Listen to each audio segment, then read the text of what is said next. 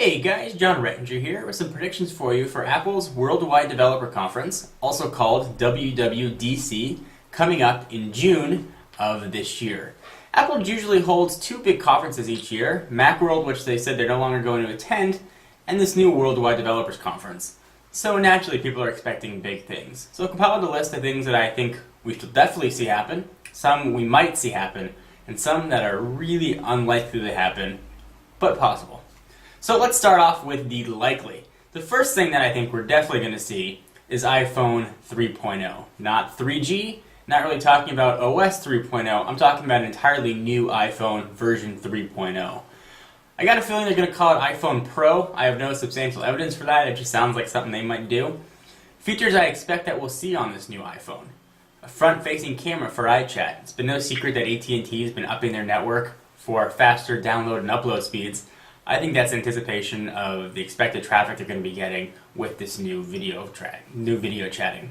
Certainly if there was just a new iPhone with 3G capabilities, the upgrade probably wouldn't be necessary. Certainly nice, but it would not be a requirement. I think Apple is pushing AT&T to do the upgrades that could accommodate these new features. Next thing I think we're going to see is certainly increased storage. Apple ordered millions and millions and millions of 8GB flash cards for the iPhone. Those little flash drives, rather. And you think 8's not enough, what Apple actually does is they stack them. That's how you get your 16GB iPhone. I'd expect that we're going to see a 16GB entry model and a 32GB premium model to be released, similar to what Apple did when they released the iPhone 3G with the 8 and 16 configurations. I also think this is going to be the first time we're going to see a complete redesign of the iPhone.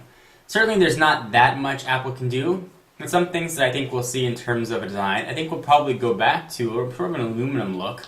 Probably a plasticky aluminum, if that makes sense. Sort of a metal paint on plastic, I think is what we'll see. And Apple's done that in the past on their products. It actually comes across looking very, very nice.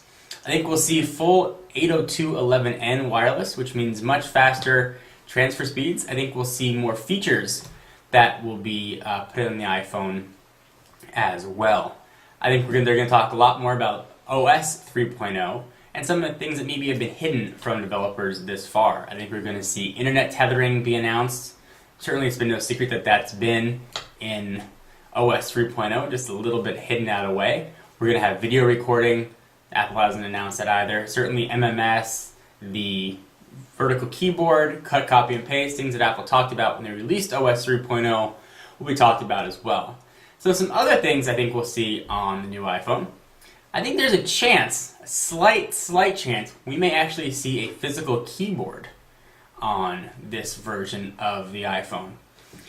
I've heard from a friend of a friend who knows a guy inside of Apple that there is a prototype version of an iPhone with a full QWERTY keyboard sliding out to the side, similar to the Samsung Impression, that's been floating around the Cupertino campus. Whether that's just a prototype or not, I certainly can't speak to. I would love a full textile keyboard, physical buttons. However, having used OS 3.0, I can say that using the keyboard in landscape is fantastic. Actually, I make much fewer errors having it like that. So if there isn't a physical keyboard, I certainly won't be disappointed. I also think that the phone will be just a little bit thinner as well. I think it'll probably be just as thick as the flash modules will allow. Next thing I think Apple's going to spend a lot of time talking about is their newest operating system, Snow Leopard. It's been a little while since Apple released Leopard, and I think that Snow Leopard is probably primed for a release candidate, or at least will be in June. They'll probably announce when it's going to come out. Most people are expecting a September, October release, but I think they'll announce that a release candidate is going to be more widely available to developers. Don't expect anything drastic with Snow Leopard. It's not going to have any new cool features that are introduced like OS X Leopard was, when they introduced Time Machine, stacks, and a ton of other cool stuff. This stuff is mostly going to be under the hood.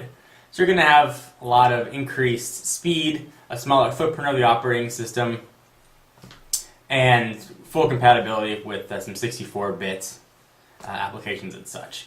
So I think that Snow Leopard is going to be a big focus. I'm sure they'll talk about some other new features. Don't expect to be wowed, just expect increased stability. Although I gotta say, I've been thrilled with Leopard. It's been incredibly stable for me. So those are my definite things I think we're going to see. We may see some spec bumps in the iMac, MacBook, and possibly Mac Pro line as well. I would definitely say that that would be something that we're going to probably see as well. So some of the possible things I think we might see. I think we might see an updated iMac design. It's been a while since Apple released the aluminum iMac, the one that I use and know a lot of you guys use as well. So I would say that a redesign is certainly not out of the possibility. I'd expect something maybe similar to what the current Apple Cinema displays look like. Maybe Apple will lose the chin, go with an all-black bezel around it, would probably be what I would anticipate coming. Again, nothing revolutionary, more of an evolutionary design change. We may also see an updated Mac Pro design. Apple just updated the specs, but it's been quite a while since that design saw an overhaul. There's very little what you can do with a tower desktop computer. However, I think that Apple will probably streamline a little bit, possibly add a few more bays, maybe make it look a little bit nicer, a little more modern to entice some of the Pro buyers to look at the Mac Pro. So some of the things I wish, or probably doubtful, but there's a little modicum of chance they might come out. First, and it's been talked about quite a bit, is a netbook. Apple supposedly ordered 10-inch touch panels a while back, millions of them. People were anticipating were going to be for a touchscreen netbook. Now, when Apple does something, as opposed to some other companies, they spend a lot of time on the design, the crafting, and the materials. Usually there's a price premium that you pay for that.